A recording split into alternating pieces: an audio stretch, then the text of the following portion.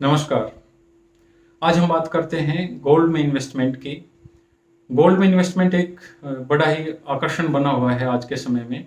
तो present time में जिसको देखो गोल्ड में इन्वेस्टमेंट करने की बात करता है, तो गोल्ड में निवेश करना तो आसान हो सकता है, लेकिन समझदारी से इन्वेस्ट करना एक दूसरी बात है।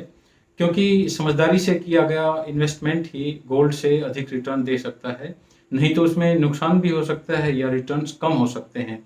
तो इसके लिए हम यह कह सकते हैं कि पिछले 3 महीने में 20 से अधिक प्रतिशत रिटर्न्स देने वाला गोल्ड ही है। और अगर हम पिछले 1 साल की बात करें तो गोल्ड से हमें 50% से अधिक रिटर्न्स मिले हैं। तो एक प्रकार से हम कह सकते हैं कि पिछले कुछ समय से गोल्ड ही है एक ऐसा इन्वेस्टमेंट जो पिछले काफ़ी समय से टॉप पर बना हुआ है। इसीलिए इन्वेस्टमेंट के लिए लोगों का एक आकर्षण का केंद्र बना हुआ है गोल्ड। इसमें सबसे ज़रूरी जो बात है ध्यान रखने की कि सही तरीके से किस प्रकार से इन्वेस्ट किया जाए, किस फॉर्म में आप गोल्ड को रखें, किस प्रकार से आपको ज़्यादा से ज़्यादा रिटर्न मिल सकते हैं। तो इस सब बातों को जानने के लिए सबसे पहले हम ये जानने की कोशिश करते हैं आखिर ऐसे कौन-कौन से तरीके हैं जिससे हम गोल्ड में निवेश कर सकते हैं, और उसके बाद हम ये जानने की कोशिश करेंगे कि कौन-सा तरीका सबसे बेहतरीन तरीका है, कौन-सा विकल्प सबसे अच्छा विकल्प है जिसके द्वारा हम अपने रिटर्न्स को अधिक से अधिक बढ़ा सकते हैं। तो आइए सबसे पहले हम देखते हैं कि गोल्ड में इन्वेस्टमेंट के क्या तरीके हैं। तो how to invest in the gold. तो आइए सबसे पहले हम ये जानने की कोशिश करते हैं कि गोल्ड में इन्वेस्टमेंट करने के कौन-कौन से तरीके हैं। तो जो सबसे पहला और जो ट्रेडिशनल तरीका है वो ज्वेलरी लेने का है कि फिजिकल फॉर्म में जब हम गोल्ड को लेते हैं तो ज्वेलरी लेना माना जाता है। लेकिन इसमें हमेशा से ही क्वालिटी और सेफ्टी और कॉस्ट की हमेशा चिंता लगी रहती है। इसलिए फिजिकल फॉर्म में सोने में इन्वेस्टमेंट के लिए तो कम से कम इसको नहीं समझा जा सकता। इसके अलावा यदि फिजिकल फॉर्म में और जो दूसरे तरीके हैं वो है सोने को हम ज्वेलर से, बैंक से या दूसरे जो माध्यम हैं उनसे हम कॉइन्स और बिस्किट के रूप में भी खरीद सकते हैं। और इसमें हमें हॉलमार्क को देख कर लेना ज़रूरी होता है। लेकिन इसमें भी हमेशा से ही सेफ्टी की जो हमारी चिंताएँ हैं, जो सेफ्टी कंसर्न है वो हमेशा बने रहते हैं। तो ये हमारा सबसे ट्रेडिशनल एक इन्वेस्टमेंट करने का तरीका है गोल्ड में, जिसको हम traditional method in physical form भी कह सकते हैं। जो दूसरा तरीका है वो है एक्सचेंज ट्रेडेड फंड, ईटीएफ जिसको हम बोलते हैं। तो सोने को खरीदने का यह तरीका काफ़ी किफ़ायती तरीका है। इसमें सोने को पेपर फॉर्मेट में एक्सचेंज पर खरीदा और बेचा जा सकता है। लेकिन इसमें भी एक मुश्किल जो है ये है कि जब भी हम इसको कैश कराते हैं तो इस पर टैक्स लगता है। तो टैक्स में जब आ जाएगा तो जो हमारा रिटर्न्स हैं वो कम हो जाएंगे उस पर टैक्स लगकर। फिर इसमें एक जो तरीका आता है वो गोल्ड म्यूचुअल फंड्स का है। गोल्ड म्यूचुअल फंड्स ऐसे फंड्स होते हैं जो प्रत्यक्ष या अप्रत्यक्ष तौर पर सोने में निवेश किया जाता है। और इसमें एक तरीके से जो सोने का उत्पादन और डिस्ट्रीब्यूशन है उनके द्वारा स्टॉक जो किया हुआ है उसमें यह निवेश किया जाता है। तो फिजिकल गोल्ड और जो माइनिंग कंपनीज है उनके स्टॉक में इन फंड्स का निवेश होता है। तो गोल्ड म्यूचुअल फंड्स में भी इन्वेस्ट किया जा सकता है। इसके अलावा जो एक और मेथड है वो है सॉवरेन गोल्ड बॉन्ड का।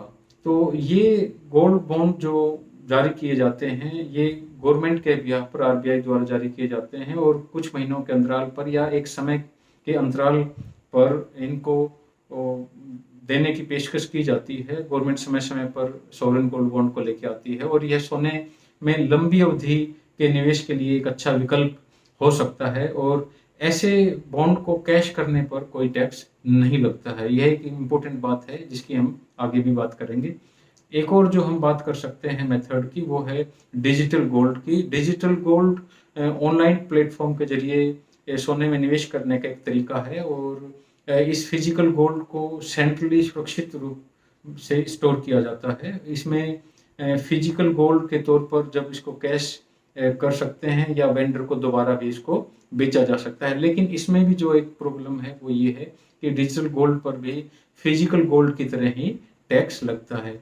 तो अब हमारे सामने जो सवाल आता है कि ये तो हमने डिफरेंट मेथड्स देख लिए, तो इन डिफरेंट मेथड में से हम कौन-सा विकल्प चुनें जिससे हमें ज़्यादा से ज़्यादा फ़ायदा हो, रिटर्न्स हमें ज़्यादा से ज़्यादा मिले।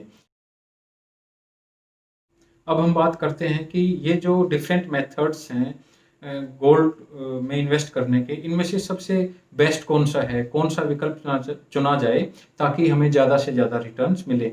तो इसमें जो मैं सजेस्ट करता हूँ आपको वो सोवरेन गोल्ड बॉन्ड है, क्योंकि सोवरेन गोल्ड बॉन्ड में इन्वेस्ट करने पर आपको कई तरह के फ़ायदे हैं और टैक्स लायबिलिटीज़ और दूसरे जितने भी विकल्प हैं उन सब से कम है। किस प्रकार से है उसके बारे में जानते हैं।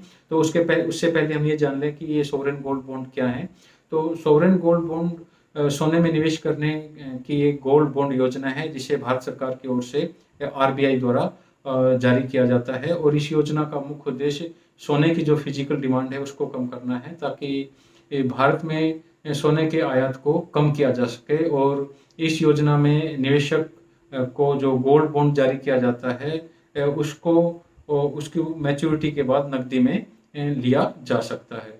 तो भारत सरकार द्वारा नवंबर 2015 में गोल्ड मोनेटाइजेशन स्कीम के तहत सोवरेन गोल्ड बॉन्ड इशू किए गए थे। और ये जो सोवरेन गोल्ड बॉन्ड है इस पर भारत सरकार की गारंटी होती है और जब इनकी मैच्योरिटी होती है तो बाजार की मौजूदा कीमत के आधार पर ही रिडेम्पशन देती है। इसका सबसे बड़ा फ़ायदा यह है कि ब्याज भी मिलता है इन सोवरेन गोल्ड बॉन्ड पर, जितना आपने इन्वेस्ट किया है उस पर हर 6 महीने में आपके अकाउंट में 2.5% की दर से आपके अकाउंट में ब्याज आ जाएगा और यदि इसमें आपको जो रिस्क होते हैं वो इस तरह के रिस्क भी नहीं होते जो चोरी के, टूट-फूट के और जो कॉस्ट के हैं, इस तरह के रिस्क भी आपके पास नहीं होते हैं सोवरेन गोल्ड बॉन्ड में इन्वेस्ट करने के बाद। यदि आप फिजिकल गोल्ड नहीं रखना चाहते हैं तो सोवरेन गोल्ड बॉन्ड से बेटर कोई विकल्प नहीं है। फिजिकल गोल्ड क्यों नहीं रखना चाहते हैं? क्योंकि फिजिकल गोल्ड के लिए हमने आपको बताया कि उस पे जो यदि ज्वेलरी के रूप में रखते हैं तो आपको मेकिंग चार्जेस से लेकर जो दूसरे रिस्क हैं, सेफ्टी कंसर्न हैं, तो इस तरह के कंसर्न हैं। दूसरा, यदि आप कॉइन और बिस्किट के रूप में रखते हैं तो उसमें भी एक प्रॉब्लम आती है, वो टैक्स की प्रॉब्लम है। तो इस प्रकार से हम कह रहे हैं कि सोवरेन गोल्ड बॉन्ड सबसे अच्छा विकल्प दिखता हुआ नज़र आ रहा है। इसके साथ-साथ ये जो सोवरेन गोल्ड बॉन्ड है, इसमें जो इन्वेस्टमेंट करने का जो मिनिमम लेवल है वो 1 ग्राम है कि 1 ग्राम तक एक इंडिविजुअल उसमें मिनिमम उसको निवेश करना होगा और अधिकतम भी एक कैप है वो 4 किलोग्राम की है कि मैक्सिमम एक फाइनेंशियल ईयर में वो 4 किलोग्राम ले सकता है। सोवरेन गोल्ड बॉन्ड की जो मैच्योरिटी पीरियड है वो 8 साल का है। आपको इस बात के लिए तैयार रहना होगा कि थोड़ा लॉन्ग टर्म के लिए इन्वेस्टमेंट है तो 8 साल की मैच्योरिटी पीरियड है, लेकिन इसमें साथ ही साथ ये है कि आप 5वें साल से निकालने का ऑप्शन भी आपके पास होता है। 5वें, छठे और 7वें साल में आप इसको पहले भी निकाल सकते हैं। तो ये सारी खासियत हैं। यदि इन सब चीज़ों को हम देखें और इन सब मेथड्स का यदि हम कंपैरिजन करें तो सोवरेन गोल्ड बॉन्ड है वो ऑप्शन काफ़ी अच्छा नज़र आता है। तो मेरी तरफ से तो मैं आपको ये सजेस्ट करूँगा कि यदि आप अभी कुछ सोच रहे हैं गोल्ड में इन्वेस्ट करने का, यदि आप ऐसा मान रहे हैं कि गोल्ड में इन्वेस्ट करने से आपका जो रिटर्न है वो ज़्यादा से ज़्यादा हो, तो वो सिर्फ़ एक ही ऑप्शन नज़र आता है, वो है सोवरेन गोल्ड बॉन्ड। आज के लिए इतना ही, फिर मिलते हैं। नमस्कार।